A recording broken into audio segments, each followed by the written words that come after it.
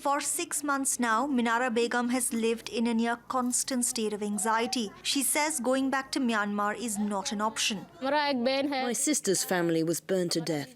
I don't know if anyone survived. I'm worried that fate awaits me and my family. The Rohingya have faced discrimination and military crackdowns in Myanmar.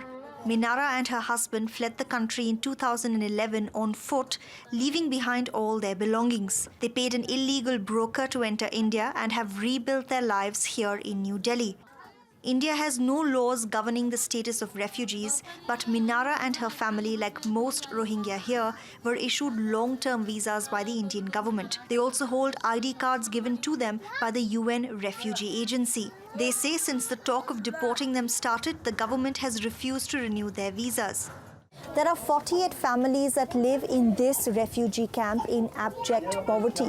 They build themselves these homes out of planks and bamboo. Most of the people here tell me that they have trouble finding employment, so they end up working either as day laborers or running small grocery shops, barely able to make ends meet. Mohammad Salimullah is the man who challenged the government's deportation plan in India's highest court. He hopes the government will take the humanitarian way out.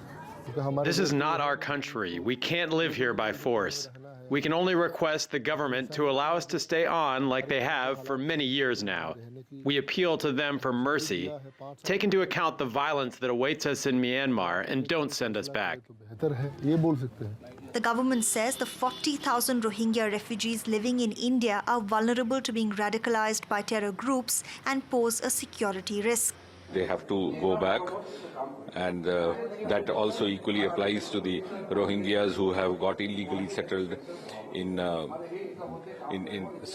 different parts of the country, including Jammu and Kashmir. With the government refusing to budge, the fate of these refugees now lies with the Indian Supreme Court. Neha Poonia, TRT World, New Delhi.